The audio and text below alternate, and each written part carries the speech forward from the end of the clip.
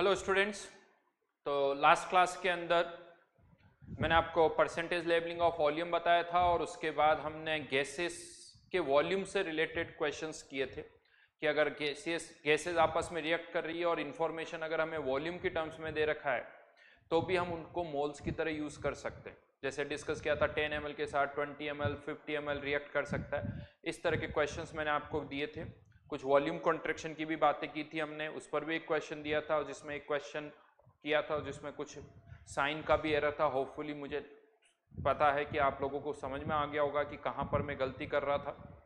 आप लोगों ने वो ढूंढ लिया होगा डेफिनेटली। तो उसी सीक्वेंस में आगे बढ़ते हैं और कुछ क्वेश्चंस मैं बता रहा हूँ। ये कोई थ्योरी नहीं है, मैं आपको बता दूँ, ये जस्ट क्वेश्चंस है अलग अलग तरह के कि वॉल्यूम को कैसे यूज़ करना होता है, वो मैं आपको सिंपली यहाँ पर बता रहा हूँ। तो एक क्वेश्चन यहीं पर और लिखिए,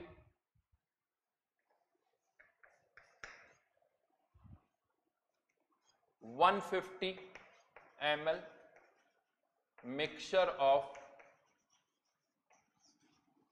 HCHO and C2H6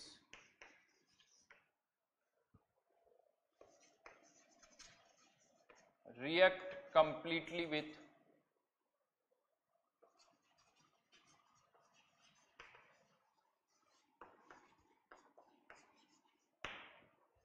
react completely with 300 ml oxygen. Find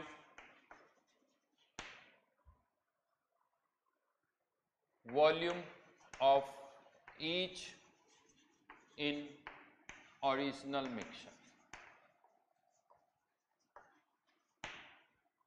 ऐसे क्वेश्चंस आपने मोल कॉन्सेप्ट में किए थे, लेकिन वहां पर जनरली क्या होता था, मास गिवन होता था कि 150 ग्राम मिक्सचर है, 200 ग्राम मिक्सचर है। यहाँ पर मास नहीं, आपको वॉल्यूम दे रखा है। हाँ, कहीं पर भी मैंने नहीं लिखा है कि जो हम वॉल्यूम है वो सेम प्रेशर और टेम्परेचर पर है, लेकिन ये ऑब्वियस है क्योंकि अगर हम ऐसा नहीं मानेंगे तो इसका कोई मीनिंग भी नहीं निकलेगा, तो वो तो हमें मानना ही पड़ेगा। करिए, देखें, 1 मिनट का टाइम देता हूं, कोशिश करिए।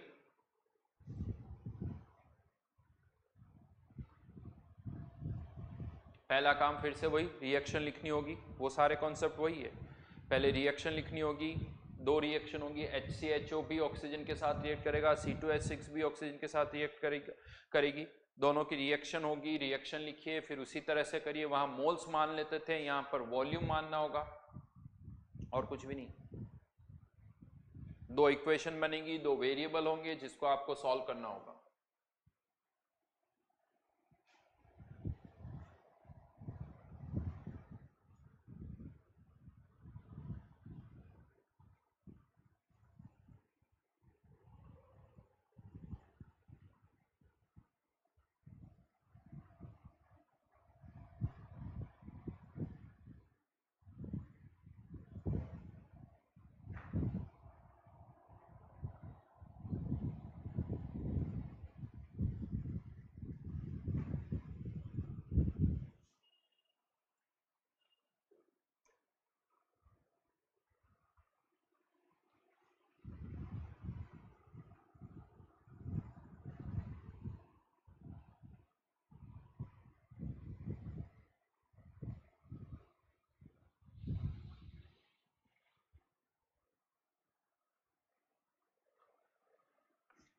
जिन्होंने कर लिया अच्छी बात है, नहीं किया तो आप थोड़ा वीडियो स्टॉप करके सॉल्व कर सकते हो।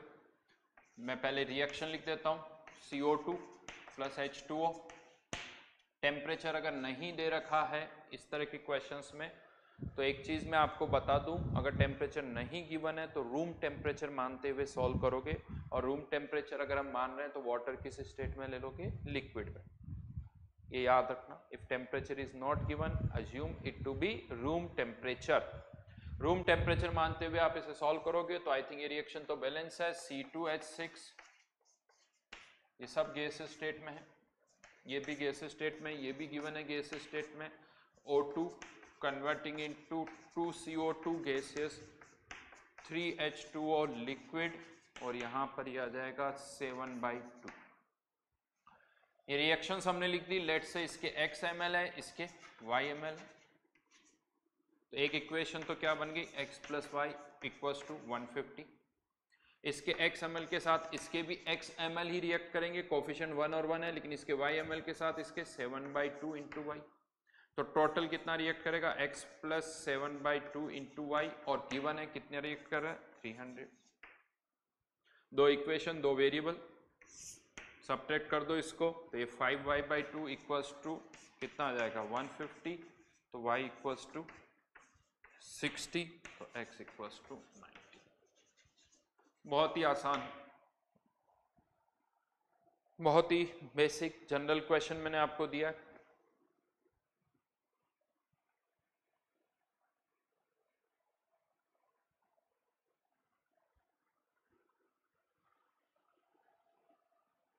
एक और क्वेश्चन लिखिए।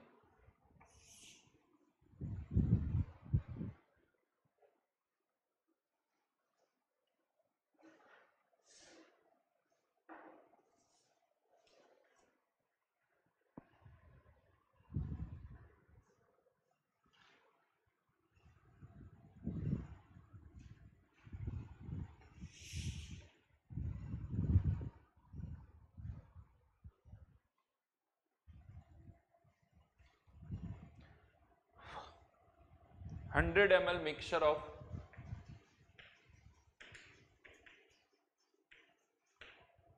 C2H4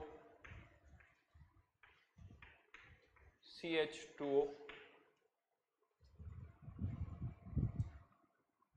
is mixed with excess oxygen,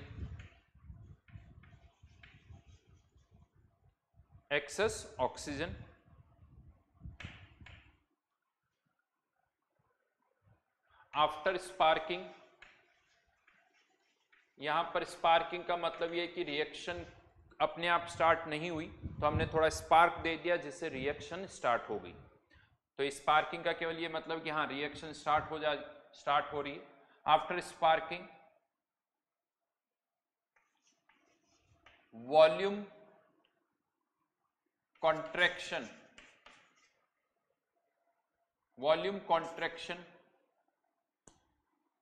was found to be 160 ml. Find volume of each in original mixture.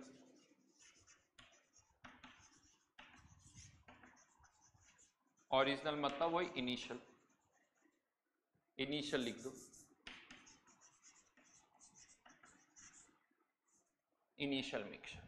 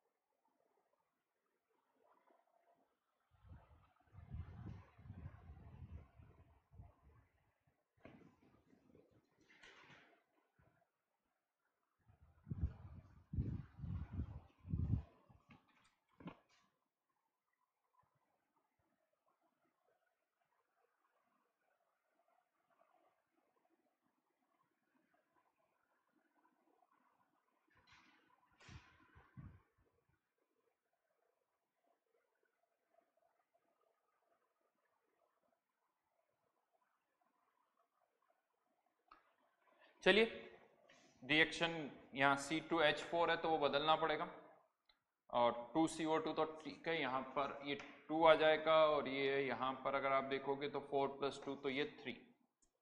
अब यहाँ पर क्या डिफरेंस है, एक तो ऑक्सीजन कितनी हमने मिक्स की वो नहीं दे रखा है, तो ठीक है, let the volume of O2 mixed मान लिया हमने कितना है ए, इसका तो 100 है, तो इनिशियल वॉल्यूम कितना हो गया, इनिशियल टोटल वॉल्यूम कितना हो गया 100 प्लस ए।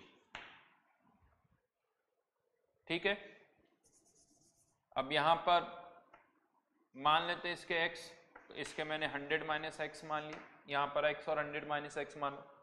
अब अगर इसके x ml है तो इसके साथ इसके कितने रिएक्ट करेंगे x, और इसके साथ इसके 100 minus x into 3, x produce होगा इसका 2 टाइम्स 100 माइनस एक्स। सिंस ये लिक्विड है तो अगेन इसके वॉल्यूम को हम क्या कर देंगे, नेग्लेक्ट कर देंगे, इसके वॉल्यूम को हमने नेग्लेक्ट कर दिया। अब यहां पर हमें इनिशियल वॉल्यूम तो पता है 100 प्लस, फाइनल वॉल्यूम किसके कारण होगा, तो फाइनली ना तो CH4 HCHO होगा ना C2H4 होगा। हाँ, लेकिन एक्सेस ऑक्सीजन थी तो रिमेनिंग ऑक्सीजन यहां पर होगी, तो यहां पर एक लाइन पहले लिखो, रिमेनिंग O2, रिमेनिंग O2 क्या हो जाएगी, A थी, उसमें से X रिएक्ट कर गई और इतनी रिएक्ट कर गई, तो X, मैं इस ब्रैकेट को पहले ओपन करके लिख रहा हूं 300 माइनस 3x, x यहां रिएक्ट कर गई, 300 माइनस 3x यहां रिएक्ट कर गई, तो ये रिमेनिंग ऑक्सीजन का वॉल्यूम है। और चलिए इसको सिंप्लीफाई भी कर देते हैं थोड़ा, तो यहां पर ये a माइनस 2x, तो a प्लस 2x माइनस 300, ये रिमेनिंग ऑक्सीजन हो गई।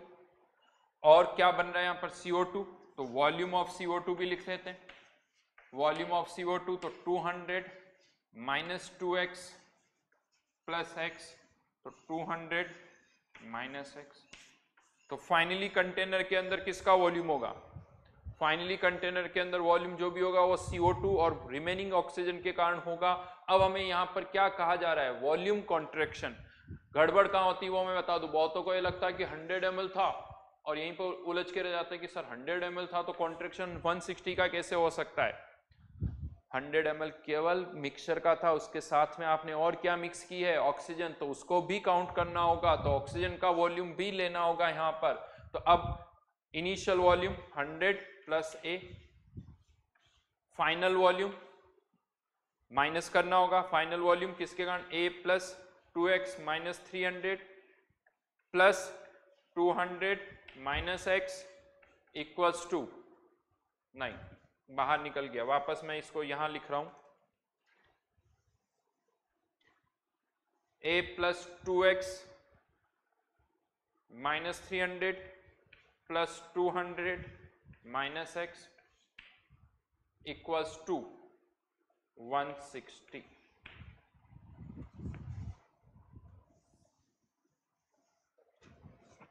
ये a से एक तो कैंसिल आउट हो गया, 100 माइनस प्लस 2x है माइनस x है, तो कितना रह जाएगा, प्लस x, ब्रैकेट ओपन होगा तो माइनस x,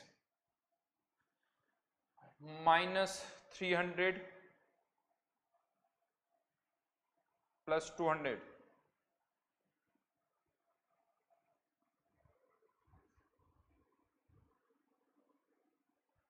फिर कुछ गड़बड़ कर दी क्या,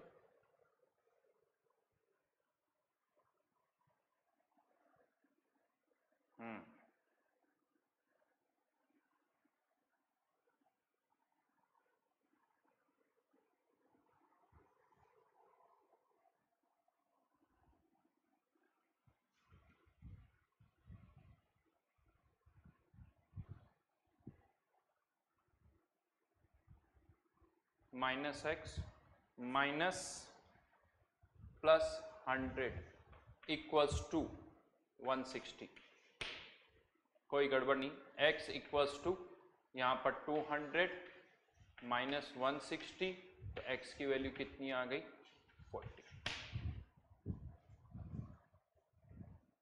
x इक्वल्स टू 40, तो ये कितना हो गया 60, ये फाइनल आंसर। ठीक है, केयरफुल रहिए कहीं कोई एरर ना हो। यहां पर एक चीज याद रखना, ए वाली टर्म क्या हो गई थी, कैंसिल आउट हो गई थी, ए वाली टर्म जो है वो कैंसिल आउट हो गई थी, बिकॉज जो एक्स्ट्रा वॉल्यूम है ना, जो ऑक्सीजन का वॉल्यूम रिएक्ट नहीं कर रहा है वो यहां पर भी आ रहा है और वो यहां पर भी आ रहा है, तो अल्टीमेटली तो वो क्या हो रहा है, कैंसिल आउट हो रहा है, अल्टीमेटली वो कैंसिल आउट हो जाता है। तो बहुत बार क्या होता है, वेरिएबल लेने में प्रॉब्लम होती है, वेरिएबल लेके देखिए अल्टीमेटली तो वो क्या हो जाता है, कैंसिल आउट हो ही गया ना। अगर आपको वो डेटा नहीं दे रखा है तो वो डेटा जो है वो कहीं ना कहीं कैंसिल आउट होगा। तो ये यहाँ पर वॉल्यूम कॉन्ट्रैक्शन के केस में ये ए वाली टर्म जो है वो कैंसिल आउट हो गई। ठीक है, आगे बढ़ते हैं, एक और क्वेश्चन लिखिए।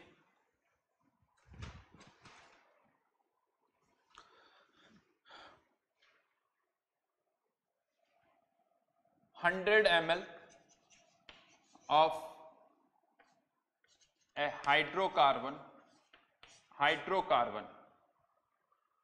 हाइड्रोकार्बन कौन सा वो नहीं दे रखा है, बस कहा जा रहा है कि हाइड्रोकार्बन है, तो आप इसका फॉर्मूला क्या मान सकते हो, CxHy is mixed with 400 ml oxygen, 400 ml oxygen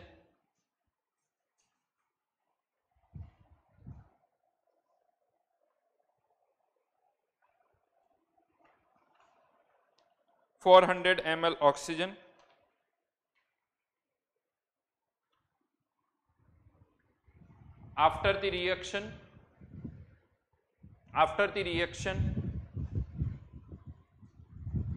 gaseous mixture was found to contain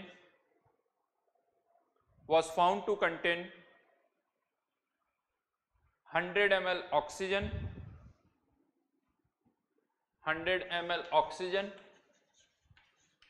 and 200 ml CO2.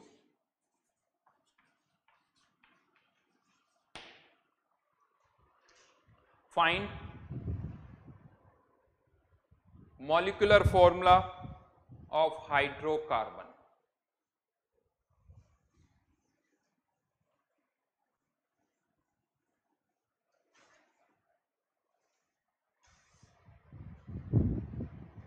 Find molecular formula of hydrocarbon.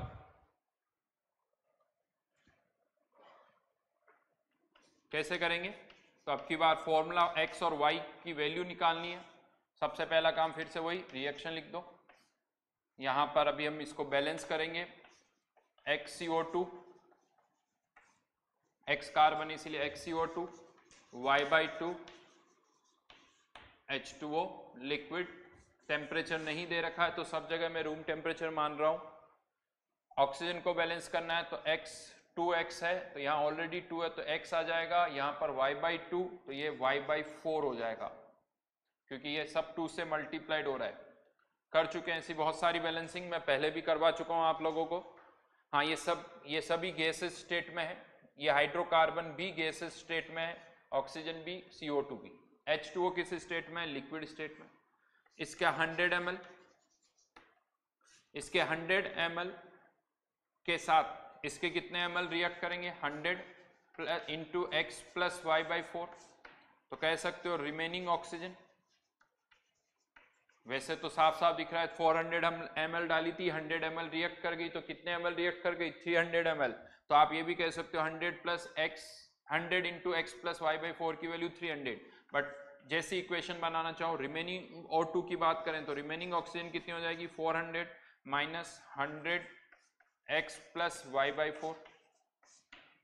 ये O2 रिएक्टेड, ये O2 रिमेनिंग, 100 ml से इसके कितने ml बनेंगे, 100x, इसके यहाँ पर वापस से क्या लगा दो, क्रॉस। अब आपको देखना है दो इक्वेशन, दो वेरिएबल है, दो इक्वेशन चाहिए, तो क्या क्या दे रखा है, CO2 कितनी बनी 200 ml, तो 100x इक्वल्स टू 200 ml, तो यहां से x की वैल्यू कितनी आ गई, 2।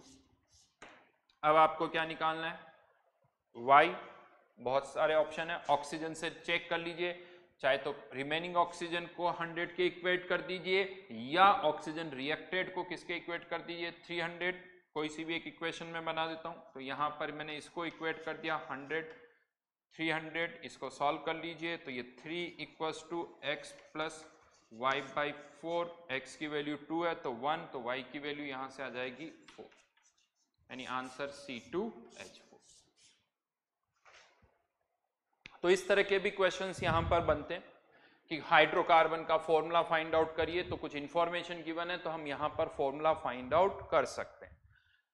नाउ ये जो क्वेश्चन मैंने आपको दिया ना, इसी क्वेश्चन को अब अलग तरह से भी प्रेजेंट किया जा सकता है, अलग तरह से भी प्रेजेंट किया जा सकता है।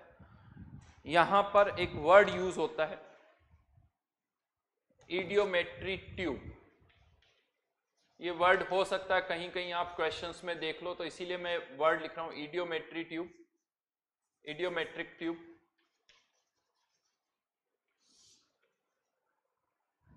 स्पेशली जो गैसेस प्रोडक्ट होते, गैसेस कंपाउंड होते हैं ना, गैसेस कंपाउंड जिनमें जनरली कार्बन, हाइड्रोजन, इस तरह के एलिमेंट्स होते हैं, उनका मॉलिक्यूलर फॉर्मूला फाइंड आउट करने का एक तरीका है, और उस तरीके में इडियोमेट्री एक ट्यूब हम यूज करते हैं, इडियोमेट्रिक ट्यूब।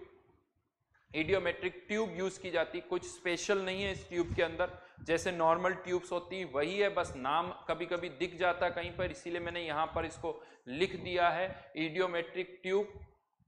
और इस प्रोसेस को भी कभी कभी कोई इडियोमेट्री बोल देता है, इडियोमेट्री या इडियोमेट्रिक ट्यूब।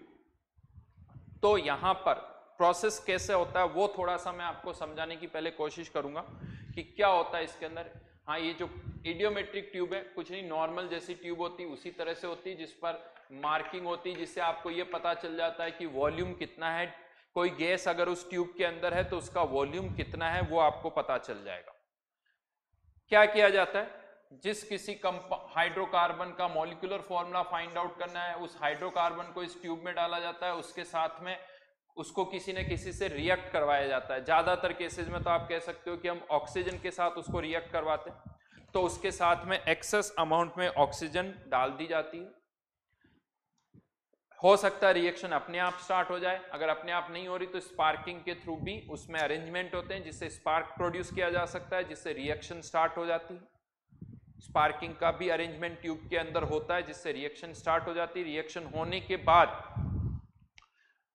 जो गैसियस मिक्सचर होता है, उस गैसियस मिक्सचर के अंदर कौन कौन सी गैसेस प्रेजेंट है, कौन कौन सी गैसेस प्रेजेंट है, ये हमें फाइंड आउट करना होता है। देखिए मिक्सअप इनिशियली क्या क्या मिक्स किया वो तो हमें ऑलरेडी पता होता है, बट रिएक्शन होने के बाद इस ट्यूब के अंदर जो गैसेस मिक्सचर है उसमें कौन कौन सी गैसेस हैं वो हमें फाइंड आउट करना होता है। वो कैसे फाइंड आउट किया जाता है वो मैं अब आपको बता रहा हूं। तो क्या किया जाता है, ये जो गैसेस मिक्सचर यहां से प्रोड्यूस बनता है, इसको क्या किया जाता है, अलग अलग कंटेनर्स के थ्रू पास किया जाता है, अलग अलग कंटेनर्स के थ्रू पास किया जाता है। इन कंटेनर्स के अंदर जैसे एक एग्जांपल मैं ले रहा हूं KOH है, तो ये जो गैसेस मिक्सचर है इसको हम इसके थ्रू पास करते हैं। KOH की स्पेशलिटी ये होती है कि ये जो KOH है वो CO2 को एब्जॉर्ब कर लेता है। अभी राइट नाउ हम इस पे नहीं जाएंगे कि क्यों KOH CO2 को एब्जॉर्ब कर लेता है, बस ये एज ए फैक्ट आपको याद रखना है कि हाँ जो ये KOH है वो किसको एब्जॉर्ब कर लेता है, CO2 को। तो होता क्या है, जब अगर ये गैसेस मिक्सचर यहां से पास होगा तो ये इस गैसेस मिक्सचर के अंदर जितनी भी CO2 है वो KOH में एब्जॉर्ब हो जाएगी। तो यहां से जो गैसेस मिक्सचर आगे जाएगा उसके अंदर CO2 नहीं होगी, उसके अंदर CO2 नहीं होगी। तो यहां पर ऐसा नहीं कि सब कुछ सीक्वेंस, जस्ट मैंने दिखाने के लिए बताया। तो यहां से हम ये देख लेते हैं कि कितना वॉल्यूम कम हुआ है, जो गैसेस का वॉल्यूम अंदर गया और वापस बाहर निकला उसमें कितना चेंज आया है वो हम मेजर करते हैं। जितना वॉल्यूम कम हुआ है कह दो उतनी उसके अंदर क्या थी, CO2। और अगर वॉल्यूम कम नहीं हुआ है तो कह दो उसके अंदर कोई CO2 नहीं थी। तो जैसे इस क्वेश्चन के अंदर, इससे जस्ट पहले वाले क्वेश्चन के अंदर मैंने आपको एक इंफॉर्मेशन दे दी थी कि फाइनल गैसेस में after the reaction gases mixture was found to contain 200 ml CO2 and 100 ml oxygen.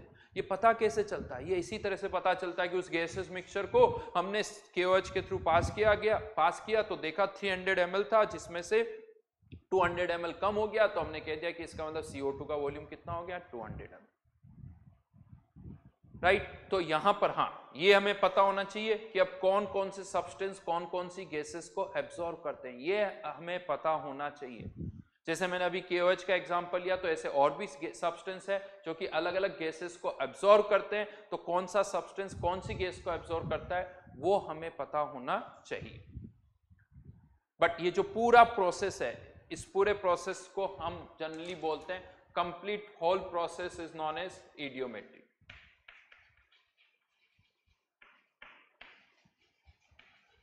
नाम पे कुछ भी मत जाओ, नाम से खैर कोई लेना देना नहीं है।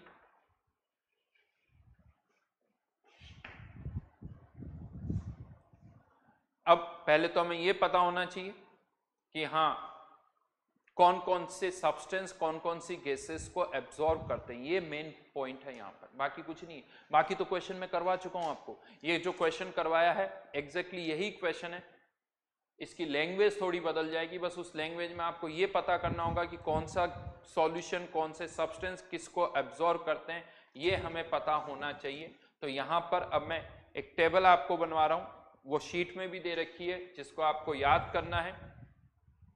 चलिए यहां पर लिख देता हूं मैं इसको, गैसेस एब्जॉर्ब बाय, तो यह CO2, लेकिन केवल CO2 नहीं, SO2 और Cl2, ये तीनों किस में एब्जॉर्ब हो जाते हैं, KOH, एक्वस KOH में। ये तीनों CO2, SO2, Cl2, O2 जो है वो एल्केलाइन पायरोगेलोल में। क्या होता है एल्केलाइन पायरोगेलोल, कोई मतलब नहीं है, बस नाम याद रखना है, alkaline पायरोगेलोल।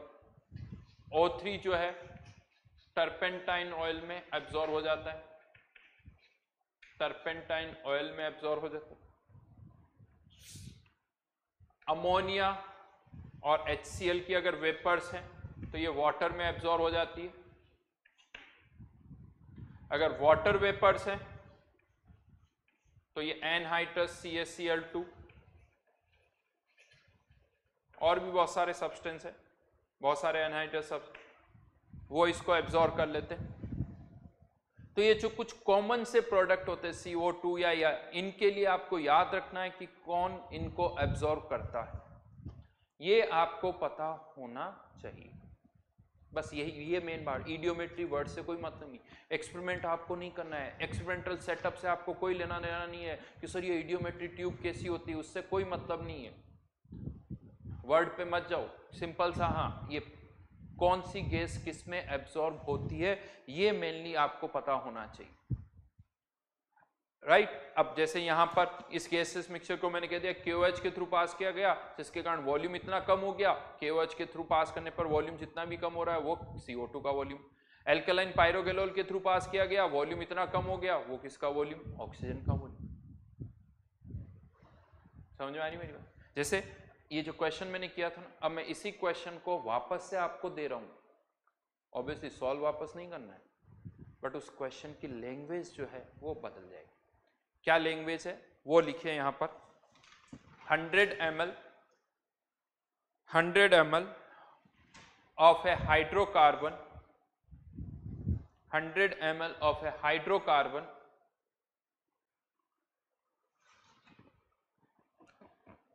is mixed with 400 ml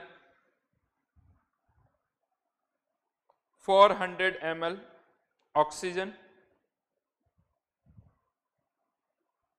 in a idiometric tube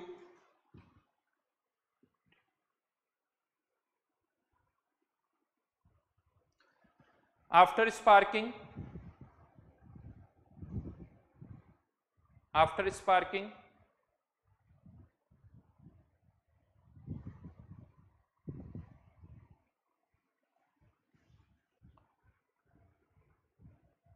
volume of resultant gases was found to be 300 ml, 300 ml, full stop. When passed through KOH,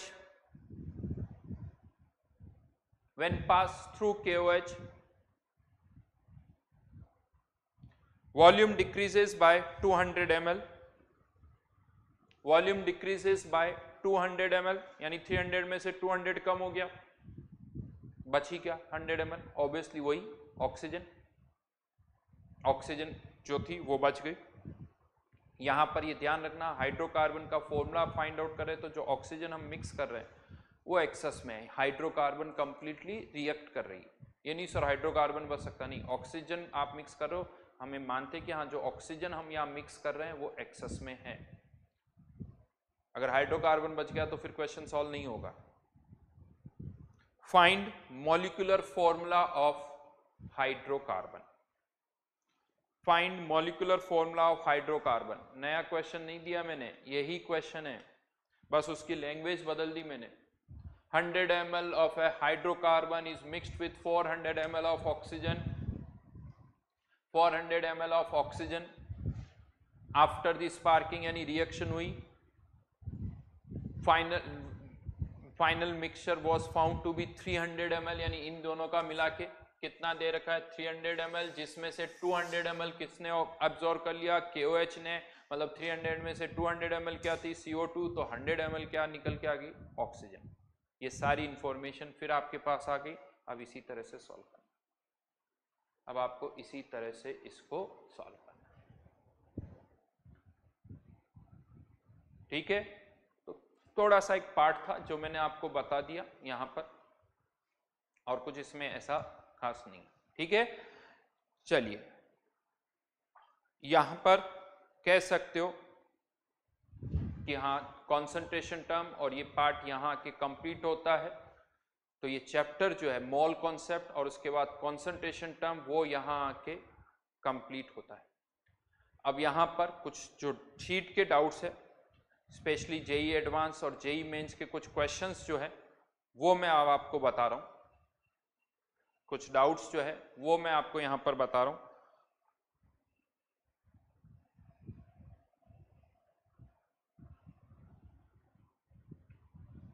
बड़े अच्छे अच्छे से क्वेश्चन है यहाँ पर,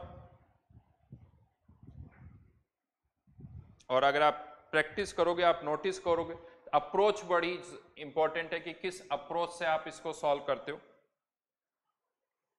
और इवन अगर हम देखें जेई मेंस में 2019 जनवरी अटेम्प्ट और अप्रैल अटेम्प्ट इनके क्वेश्चंस देखें तो बहुत सारे क्वेश्चंस यहाँ पर पूछे गए, बहुत सारे क्वेश्चंस यहाँ पर पूछे गए, और क्वेश्चंस उसी पैटर्न पर है। जेई मेंस की मैं बात कर रहा हूं पहले,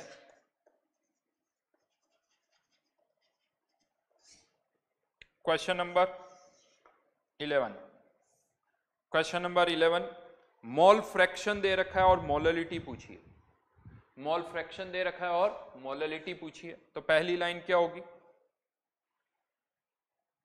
अच्छा यहां पर इन्होंने दिमाग पता क्या लगाया, दिमाग पता क्या लगाया, मोल फ्रैक्शन पता है किसका दे रखा है, सॉल्यूट का नहीं, मोल फ्रैक्शन ऑफ सॉल्वेंट। यहां होती है मिस्टेक, क्योंकि जनरली हम किसके लिए करते हैं, तो मोल फ्रैक्शन ऑफ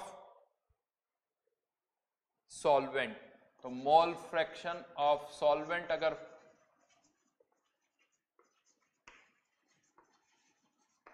.8 है तो सॉल्यूट का कितना हो गया 0.2। हमें निकालनी क्या है मोललिटी, और गिवन है एक्वस सॉल्यूशन है, तो यहां से सॉल्वेंट का मास निकाला जा सकता है, तो मोललिटी के लिए क्या चाहिए 0.2 divided by weight of solvent into 1000, तो यहां पर 0.2 डिवाइडेड बाय 0.8 इंटू 18 इंटू 1000, ये 4 टाइम्स कितना आ जाएगा 1000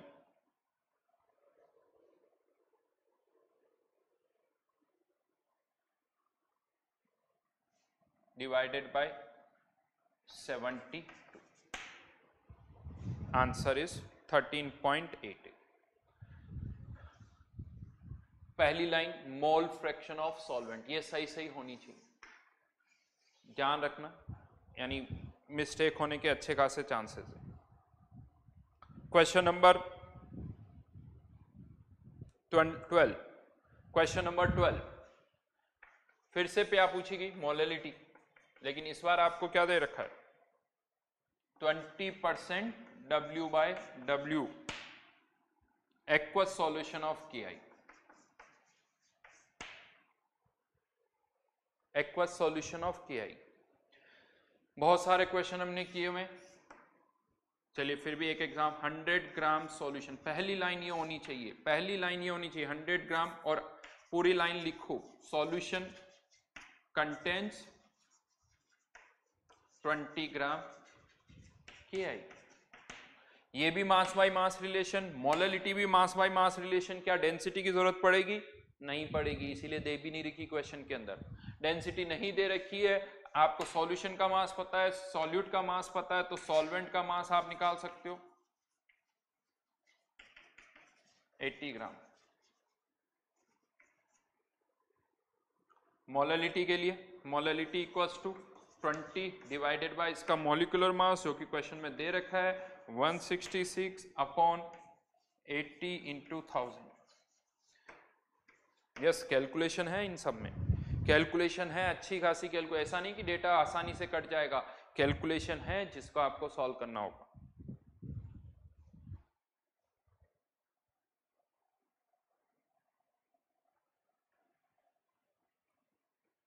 क्वेश्चन नंबर 13, यहां पर मिस्टेक है भाई, जेई मेंस में यहां मिस्टेक है, ये अभी भी 11.2 यूज कर रहे हैं, जो कि गलत है। इवन एनसीईआरटी भी आप देखोगे तो वहां पर भी 11.35 ही है, बट क्या है, ऑप्शन इतने दूर दूर है कि शायद उससे कुछ एरर ना हो, तो गलत है वैसे तो, but molarity volume strength equals to molarity into 11 हम 35 यूज करते हैं, लेकिन यहां पर अब तो ये m की वैल्यू कितनी आ जाएगी 1,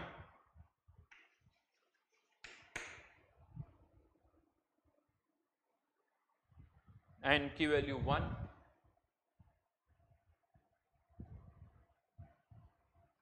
ठीक है। निकालना क्या है आपको, स्ट्रेंथ। स्ट्रेंथ यहां पर वैसे ये कॉमन वर्ड नहीं है, बट यहां पर स्ट्रेंथ का पूछा जाए तो मतलब परसेंटेज W/V से है, ये कोई कॉमन ऐसी स्टैंडर्ड टर्म नहीं है, बट परसेंटेज W/V एक तरह से निकालना है।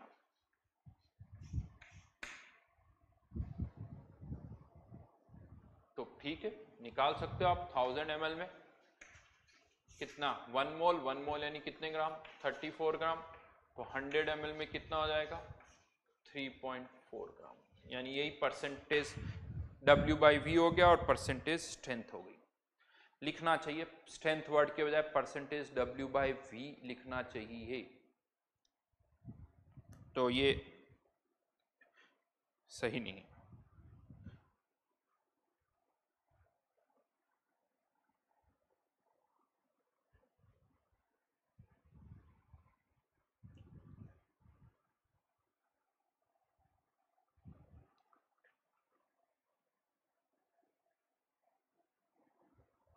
और इसी का 13 का आंसर 1 सही है, 14 का आंसर अगर आप देखोगे 14 का आंसर तो 2 सही है, और देखिए आप 14th क्वेश्चन के अंदर 11.35 है, वही 14th क्वेश्चन में आप देखिए 11.35 आ गया।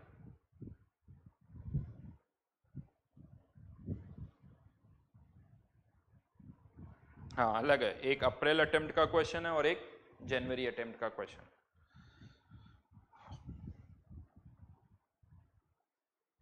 कहने का मतलब सिंपल सा ये है, बहुत सारे क्वेश्चंस आए हैं और बेसिक हर जगह प्रोसेस, कहीं पर भी हमने प्रोसेस हमारा तरीका नहीं बदला है, तरीका वही रखा है, बी केयरफुल। हाँ थोड़ा केयरफुल होके करना है, जैसे 11th क्वेश्चन था उसमें एरर होने के चांसेस है, तो वहां पर आपको केयरफुल रहना होगा। इसके अलावा अब मैं कुछ जेई एडवांस के क्वेश्चंस पर आ जाता हूँ, वहां पर भी अच्छे अच्छे क्वेश्चंस हैं। ये जेई मेंस के कुछ क्वेश्चंस मैंने बताए,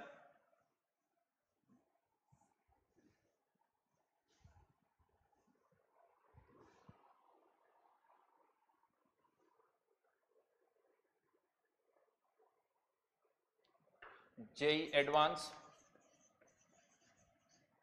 लास्ट क्वेश्चन पहले ले रहा हूं रिवर्स, क्वेश्चन नंबर 10, और भी मैं बताऊंगा बट रिवर्स, इसमें भी लैंग्वेज का बड़ा use. Mole fraction of urea in an aqueous urea solution containing 900 gram water is, तो मोल फ्रैक्शन ऑफ यूरिया दे रखा है, मोल फ्रैक्शन ऑफ यूरिया कितना 0.05, तो बाकी का क्या हो गया 0.95 क्या हो गया वाटर। निकालनी क्या है यहां पर मोलरिटी। बहुत सारे क्वेश्चन आप देख सकते हो एक ही साथ 2019 में कितने सारे क्वेश्चन आए मोलरिटी पर। उससे पहले ऐसा नहीं था कि कोई बात नहीं, ये भी मास बाय मास रिलेशन है, मोलरिटी भी मास बाय, नहीं गलत बोला मैंने, मोलरिटी नहीं निकालनी है, मोलरिटी निकालनी है, मोलरिटी निकालनी है। और सिंस मोलरिटी निकालनी तो ये कौन सा मास बाय मास रिलेशन है, molarity mass by volume, density दे रखी है, डेंसिटी जो है वो दे रखी है क्योंकि मोलरिटी आपको निकालनी है। कैसे करना है, अब कैलकुलेशन को कैसे आसान करना है वो आपको देखना होगा। देखिए यहां पर क्या होता है, मोल फ्रैक्शन या परसेंटेज जब गिवन होता है ना, कोई 50% है, ठीक है, आप 100 मान लोगे तो 50 हो जाएगा, 200 मान लोगे तो 100 ग्राम हो जाएगा। उसी तरह से यहाँ पर फ्रैक्शन में हम यूज करें, इससे अच्छा क्या है कि यहाँ रेशियो आप ये रखो 5.05 और 95, यानी इसका मतलब यूरिया और वाटर। अगर मैं कहता हूं 0.05 मोल है तो इसके 0.95 मोल है, यानी इसके 5 है तो इसके 95, यानी इसका 1 मोल है तो इसके 19 मोल है। 1 मोल यूरिया का मास 60 ग्राम, 19 मोल वाटर का मास 19 इंटू 18, ये कितना हो जाएगा 19 इंटू 18 72 और 8 और 50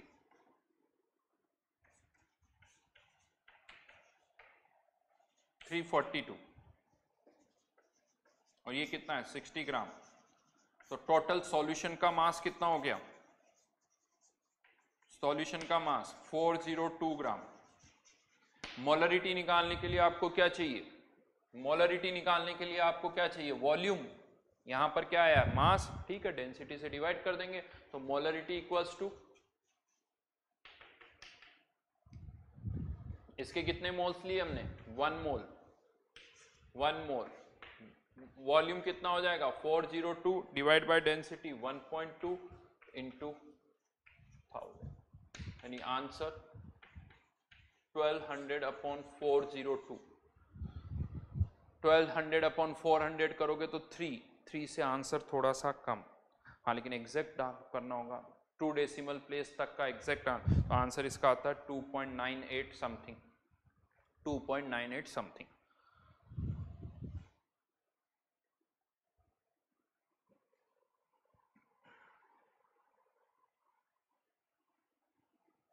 क्वेश्चन नंबर 9,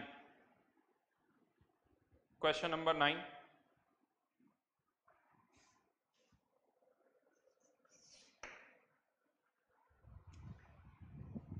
इसके अंदर एक इंफॉर्मेशन दे रखी कि मोलरिटी जो है वो मोलरिटी के बराबर है। अब मोलरिटी अगर मोलरिटी के बराबर कब हो सकती, दोनों में डिफरेंस क्या है, मोल्स सॉल्यूट के दोनों में सेम आते हैं, एक में हम क्या करते हैं डिनोमिनेटर में वॉल्यूम ऑफ सॉल्यूशन होता है और दूसरे में मास ऑफ सॉल्वेंट पुट करते हैं। इसका मतलब volume of solution equals to mass of solvent.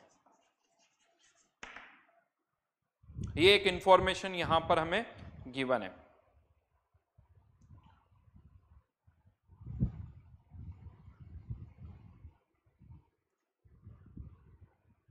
ठीक है, देखते हैं कैसे यूज करना है इसको, बट ये पता है कि volume of solution is equals to mass of solvent, तभी मोलरिटी किसके बराबर होगी, मोलरिटी के बराबर होगी। अब हमें दे क्या रखा, mole fraction of A solute, solute का मोल फ्रैक्शन 0.1, तो सॉल्वेंट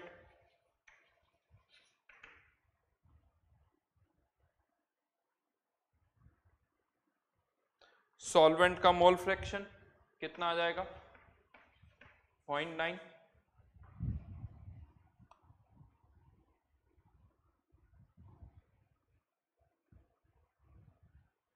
मॉलिक्यूलर वेट का रेशियो निकालना है, मॉलिक्यूलर वेट का रेशियो निकालना है। डेंसिटी ऑफ द सॉल्यूशन जो है वो कितनी देर की, 2 ग्राम पर ml।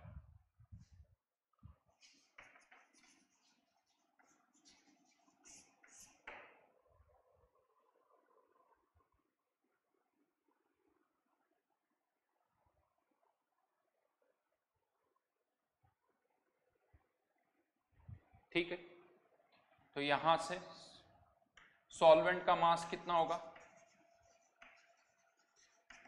0.9 into molecular mass of solvent को मैं किससे लिख रहा हूं, कैपिटल M से। मॉलिक्यूलर मास ऑफ सॉल्वेंट, तो ये सॉल्वेंट का मास आ गया। सॉल्यूट का मास के लिए क्या करना पड़ेगा, इसको यहां से हटा, mass of solute 0.1 into small m, तो volume of solution, volume of solution क्या हो जाएगा, 0.1 m, सॉल्यूट का मास प्लस सॉल्वेंट का मास डिवाइडेड बाय डेंसिटी जो कि कितनी दे रखी है, 1.2। ये वॉल्यूम ऑफ सॉल्यूशन आ गया और हमें गिवन है कि ये वॉल्यूम ऑफ सॉल्यूशन किसके बराबर है, मास ऑफ सॉल्वेंट के बराबर, यानी किसके बराबर, 0.9 इंटू m, 0.9 इंटू m। इसको सॉल्व करो तो 0.1 m plus 0.9 m equals to, ये 1.2 इधर चला जाएगा, 1.2 इंटू 0.9 इंटू m, तो 0.1 m इक्वल्स टू ये हो जाएगा, उधर चला गया 1.2, तो 0.2 इंटू 0.9 m। सॉल्व कर दो यहां पर,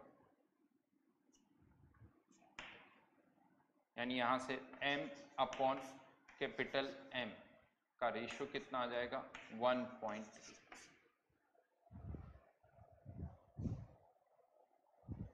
यही आंसर है ना, फिर कुछ मिस्टेक कर दी क्या,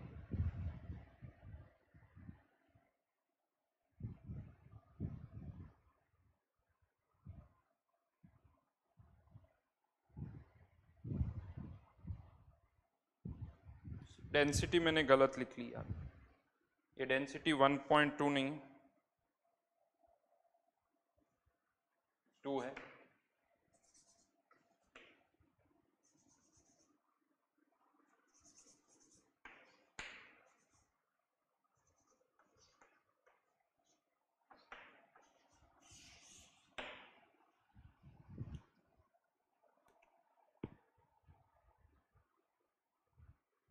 राइट,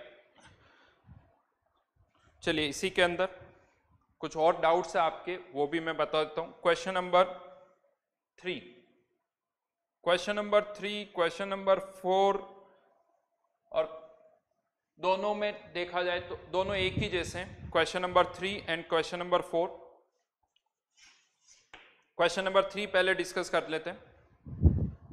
क्या कहा जा रहा है, चारकोल जो होता है ना, चारकोल है यानी कोयल, कार्बन ही कह सकते हो आप, कोल की ही एक फॉर्म है। उसमें जब हमने एक एसिटिक एसिड के एक सॉल्यूशन में डाला, तो इस चारकोल ने क्या किया, एसिटिक एसिड के सॉल्यूशन में से एसिटिक एसिड के मॉलिक्यूल्स को अपनी सरफेस पर एब्जॉर्ब करवा लिया। एसिटिक एसिड के सॉल्यूशन में से एसिटिक एसिड के मॉलिक्यूल्स को अपनी सरफेस पर एब्जॉर्ब कर लिया, तो जिसके कारण सॉल्यूशन के अंदर एसिटिक एसिड के मोल्स कम हो गए और उसके कारण उसकी मोलरिटी जो है कम हो गई। यानी मोलरिटी थी कितनी, 0.5, कितनी रह गई, 0.49, यानी वो मोलरिटी कम हो गई। अब पूछा क्या जा रहा है आपसे कि calculate the surface area of A charcoal absorbed by each molecule, यानी हर एक मॉलिक्यूल कितना एरिया उसका कवर कर रहा है, एक मॉलिक्यूल कितना एरिया कवर कर रहा है, ये हमें देखना है। तो यहां पर कहा जा रहा है कि 1 ग्राम चारकोल है, 1 ग्राम चारकोल है, और पर ग्राम एरिया कितना है, एरिया कितना है पर ग्राम, 3.01 इंटू 10⁻², मीटर स्क्वायर। हमारे पास 1 ग्राम है तो इतना एरिया कवर हो रहा है। हमें क्या बताना है कि कितना, calculate surface area of the charcoal adsorb by each molecule of acetic acid। तो एक मॉलिक्यूल कितना एरिया कवर कर रहा है, तो मान लेते हैं अगर n मॉलिक्यूल्स टोटल एडजॉर्ब हो रहे हैं, n मॉलिक्यूल्स टोटल एडजॉर्ब हो रहे हैं, इतना एरिया कवर हो रहा है, तो एक मॉलिक्यूल कितना एरिया कवर कर रहा होगा। तो हमें किसकी वैल्यू निकालनी है, कितने मॉलिक्यूल्स एडजॉर्ब हो रहे हैं। कॉन्सेंट्रेशन पहले कितनी थी 0.5, अब कितनी रहेगी 0.49, तो चेंज इन कॉन्सेंट्रेशन 0.01, लेकिन कॉन्सेंट्रेशन में चेंज है, change in number of moles, number of moles में कितना चेंज हुआ, जो चेंज हुआ वो सारे एडजॉर्ब हो गए। तो 0.01 इंटू 100 ml सॉल्यूशन है, लीटर में कन्वर्ट करना होगा इंटू 1000, तो ये सॉल्व करोगे तो 10⁻³ मोल्स नंबर निकालोगे, तो number of molecules adsorb, number of molecules adsorb कितना हो जाएगा 10⁻³ इंटू Na। इतने मॉलिक्यूल्स इतना एरिया कवर कर रहे हैं, एवोगाड्रो नंबर की वैल्यू पुट कर दो, यहां पर पुट करते हैं तो ये आंसर आ जाएगा। तो यहां से आंसर जो है 3.01 into 10⁻² divided by 10⁻³ into 6.02 into 10⁻23।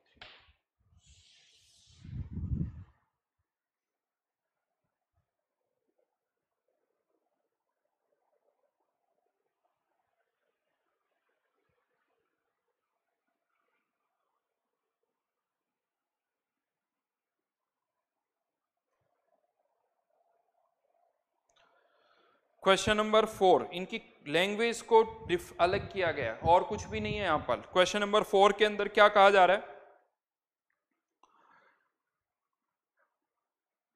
कि N2 जो है एक कोई सब्सटेंस है जिस पर N2 एडजॉर्ब हो रही है, लेकिन N2 अब यहां पर हम कह रहे हैं केवल 20% साइट्स, सरफेस साइट्स पर ही एडजॉर्ब हो रही है। क्यों नहीं हो रही सब पर, उससे हमें कोई मतलब नहीं, यानी यूं कह दो जैसे टोटल सरफेस एरिया जितना होता है उसमें से 20% ही कवर हो रहा है। अब यहां पर वर्ड एरिया की बजाय सरफेस साइट्स हो गई, एरिया वर्ड नहीं यूज हो रहा है, सरफेस साइट्स हो गई। अभी जब बॉन्डिंग पढ़ोगे तब ये लैंग्वेज थोड़ी और समझ में आ जाएगी अपने आप की सरफेस साइट से क्या मतलब है। बस यूं समझ लीजिए कि जितना भी एरिया है उसमें से हम 20% ही कवर कर रहे हैं, यानी जितनी भी सरफेस साइट्स है उसमें से हम केवल कितनी कवर कर रहे हैं 20%। अब क्या कहा जा रहा है कि किसी सॉलिड सरफेस पर N2 जो थी उसने 20% एरिया कवर किया हुआ था, वहां पर हमने उसको जब हीटअप किया तो जितनी भी एडजॉर्ब नाइट्रोजन थी वो इवॉल्व हो गई, और उस इवॉल्व नाइट्रोजन को हमने कलेक्ट किया, उसका वॉल्यूम दे रखा है, प्रेशर दे रखा है, टेम्परेचर दे रखा है। PV = nRT से आप उसकी क्या निकाल सकते हो, मोल्स। तो पहला काम PV = nRT से आप उसके क्या निकाल लो, मोल्स। एक्सप्रेशन में लिख देता हूं, moles equals to pressure 0.001, volume 2.46 centimetre है, ml में है तो 10⁻³ डिवाइडेड बाय R इंटू 298। इतने मोल्स आ गए, एवोगाड्रो नंबर से मल्टीप्लाई कर दो तो नंबर ऑफ मॉलिक्यूल्स आ जाएंगे, यानी नंबर ऑफ नाइट्रोजन मॉलिक्यूल्स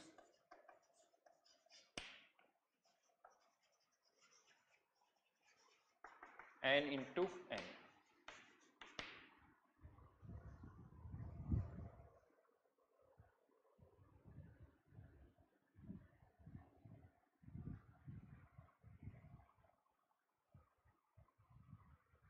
अब क्या कहा जा रहा है, density of surface sites is surface site पर सेंटीमीटर स्क्वायर।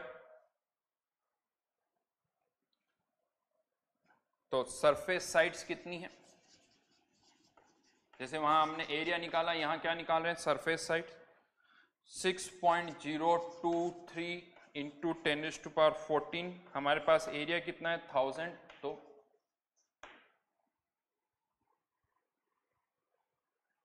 1000 सेंटीमीटर। ये क्या आ गया, नंबर ऑफ सरफेस साइड्स। इतनी सरफेस साइड्स हैं जिसमें से जो N2 मॉलिक्यूल, इतने N2 मॉलिक्यूल उस पर एड्सॉर्ब हो रहे हैं, तो एक साइड पर कितने मॉलिक्यूल एड्सॉर्ब होंगे, तो answer N into Na divided by 6.023 into 10⁻14 into 1000।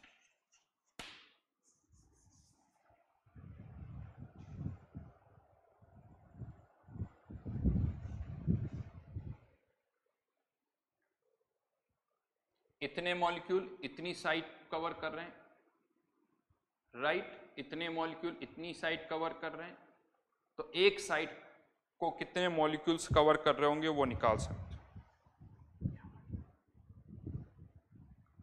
या उल्टा क्या पूछा जाता है उस पर, एक मॉलिक्यूल कितनी सरफेस साइड्स कवर कर रहा है, एक मॉलिक्यूल कितनी सरफेस साइड्स कवर कर रहा है, तो उसके लिए उल्टा कर देना। आई थिंक पूछा ये जा रहा है,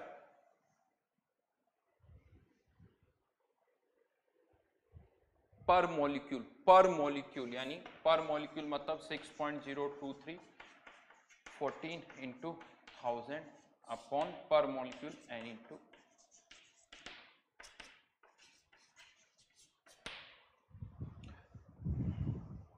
इसी के अंदर एक और अच्छा क्वेश्चन है, फर्स्ट वन, कैसे खास कुछ नहीं, लेकिन हाँ कहा जा रहा है कि लिक्विड वाटर की डेंसिटी हम सबको पता है 1 ग्राम पर ml होती है, लेकिन जब हमने इस वाटर को वेपराइज किया तो वाटर वेपर की डेंसिटी बहुत कम हो गई, क्योंकि मॉलिक्यूल्स के बीच में स्पेस जो है वो बढ़ गई। तो वाटर मॉलिक्यूल्स की वाटर वेपर की जो डेंसिटी है H2O वेपर, वो कितनी है 0.0006 ग्राम पर ml, सेंटीमीटर क्यूब यानी ml, जबकि H2O लिक्विड की कितनी होती है 1। पूछा क्या जा रहा है आपसे, क्या पूछा जा रहा है, ये बताइए कि वेपर्स जब थी तो उसमें से कितनी स्पेस मॉलिक्यूल्स ऑक्यूपाई कर रहे हैं, यानी वाटर वेपर के अंदर वाटर मॉलिक्यूल्स कितनी स्पेस ऑक्यूपाई कर रहे हैं। मतलब ये है कि यहाँ पर ये वाटर वेपर है, तो यहाँ पर ये टोटल वॉल्यूम कुछ और है, लेकिन ये मॉलिक्यूल्स कितनी स्पेस ऑक्यूपाई कर रहे हैं वो आपको बताना है। ये मॉलिक्यूल्स कितनी स्पेस ऑक्यूपाई कर रहे हैं वो आपको बताना है। तो let the volume of H2O gas यानी वाटर वेपर 1 लीटर 1000 ml, तो मास ऑफ H2O कितना हो जाएगा, ये वाटर वेपर का वॉल्यूम है, डेंसिटी से मल्टीप्लाई करोगे तो 1000 इंटू 0.0006 यानी 0.6 ग्राम। अब अगर ये मॉलिक्यूल्स जो है उनका मास केवल 0.6 ग्राम ही है, यानी 1 लीटर वाटर वेपर है लेकिन मास केवल 0.6 ग्राम ही है, तो अब ये 0.6 ग्राम लिक्विड में भी चला जाएगा, तो मास तो लिक्विड का भी वही रहेगा। तो मास ऑफ, यानी आप चाहो तो इसे कह सकते हो मास ऑफ H2O वेपर और मास ऑफ H2O लिक्विड, तो मास तो चेंज नहीं होगा, तो वॉल्यूम ऑफ H2O लिक्विड कितना हो जाएगा 0.6 डिवाइडेड बाय डेंसिटी 1, तो 0.6 ml। और यहां पर अब हम मान रहे हैं कि H2O लिक्विड के अंदर कोई एम्प्टी स्पेस नहीं है, मान रहे हैं, एग्जैक्टली तो नहीं होता है बट मान रहे हैं कोई एम्प्टी स्पेस नहीं है, तो यहां पर ये 0.6 ml जो है ये स्पेस केवल कौन ऑक्यूपाई कर रहे हैं, मॉलिक्यूल्स, यानी ये लिक्विड का वॉल्यूम आ गया, यूं सोच लो केवल यहां पर 0.6 ml, और ये मॉलिक्यूल्स के कारण ही है। तो मॉलिक्यूल्स, जब आप लिक्विड को गैस में या गैस को लिक्विड में कन्वर्ट करते हो तो मॉलिक्यूल्स की साइज चेंज नहीं होती, मॉलिक्यूल्स की साइज तो वही रहेगी। तो ये मॉलिक्यूल के कारण वॉल्यूम है, यहाँ पर मॉलिक्यूल प्लस एम्प्टी स्पेस है, तो मॉलिक्यूल का वॉल्यूम तो जो यहाँ है वही यहाँ रहेगा, यानी यहाँ पर कह सकते हो कि मॉलिक्यूल्स के कारण वॉल्यूम कितना है 0.6 ml। ओवरऑल वॉल्यूम कितना है 1000 ml, तो कह सकते हो यस 999.4 ml एम्प्टी स्पेस है, 999.4 ml एम्प्टी स्पेस है, यानी ऑलमोस्ट कह सकते हो कि सारी स्पेस जो है वो एम्प्टी है। इसीलिए हम कहते हैं कि गैसेज अच्छी खासी कंप्रेसिबल होती है, क्योंकि उसमें ज़्यादातर स्पेस जो होती है वो वैकेंट होती है। ओके, तो क्वेश्चंस हैं जेई मेंस, जेई एडवांस से रिलेटेड मैंने आपको यहाँ पर डिस्कस किए। आई थिंक O2 के कुछ क्वेश्चंस मैं ऑलरेडी पहले डिस्कस कर चुका हूँ, और भी कुछ डाउट्स होंगे तो भी हम डिस्कस करेंगे।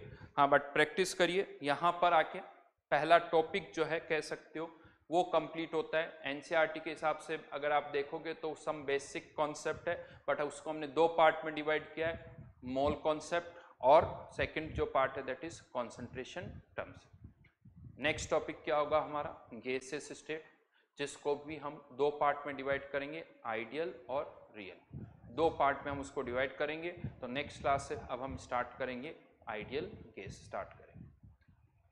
Okay, thank you, next class में मिलते हैं।